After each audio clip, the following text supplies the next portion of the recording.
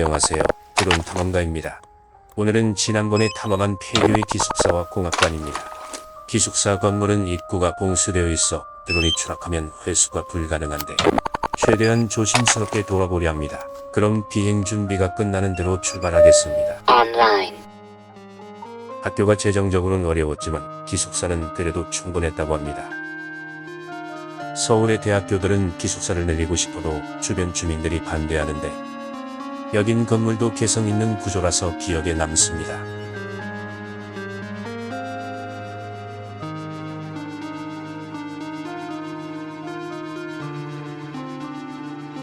폐교대고 학생들이 짐을 빼느라 문이 여기저기 열려 있는데 물건을 그대로 버리고 간 방도 제법 많습니다.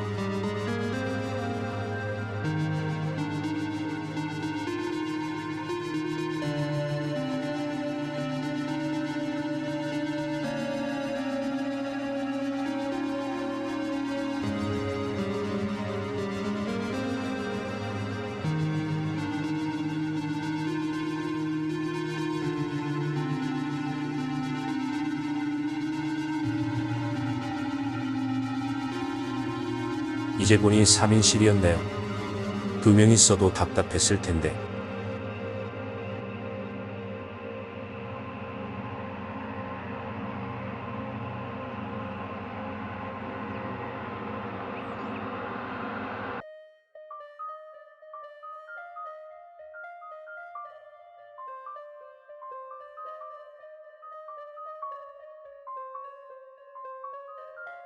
이 높은 층에 라바콘이 있네요. 보수 작업을 많이 했던 걸까요?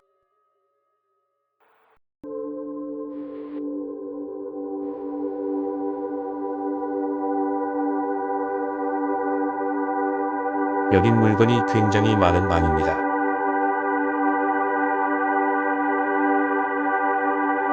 신발, 세면도구, 온갖 잡동사니가 다 있습니다.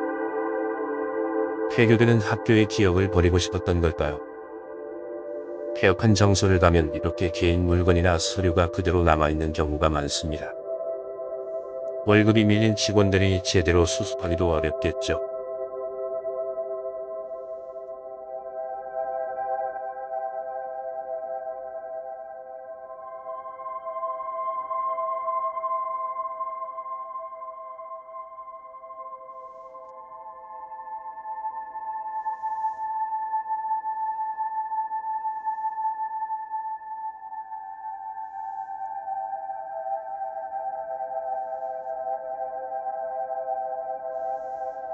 일 1층에 복사기와 각종 장비가 그대로 남아 있습니다. 도선생들이 문을 부수고라도 들어와서 훔쳤을 법한데 아직까지 온전히 남아있는 게 신기합니다.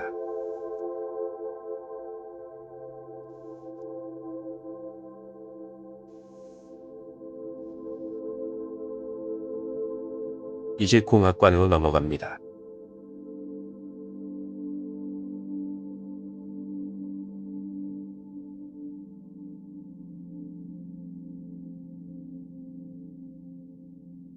교수실에 들어왔습니다.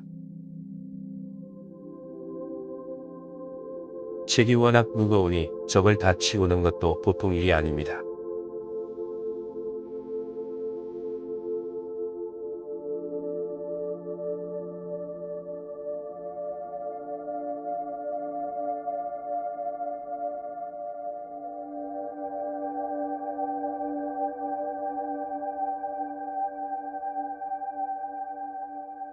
근방에 카이가 있어서 항공 관련 학과도 있습니다.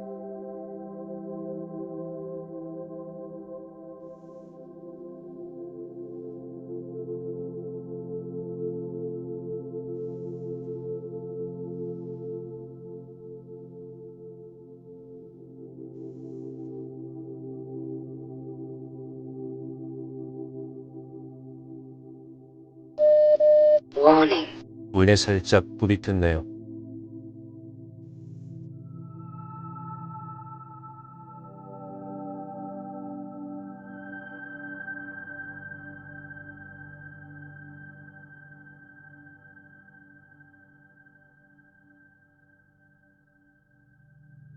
비행기를 동경하는 사람들이 많지만 항공업계에서 일하는 것은 전혀 다른 얘기입니다.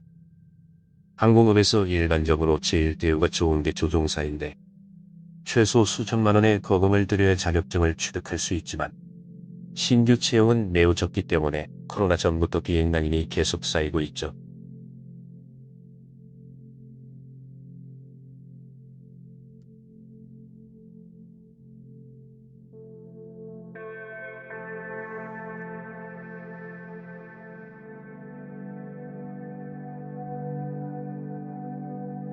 저를 포함해서 코로나 시기에 비행을 못 나가는 조종사들이 드론 자격증을 많이 취득했습니다. 드론은 비행기 조종사보다 진입 장벽이 월등히 낮아서 드론 조종사 자격증도 이미 공급 과잉입니다.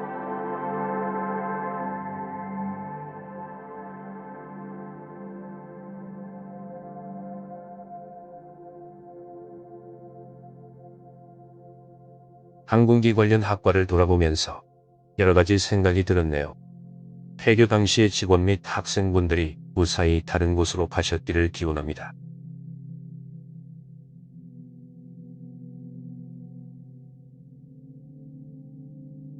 저는 다음에 더 재미있는 장소로 돌아오겠습니다. 시청해주셔서 감사합니다.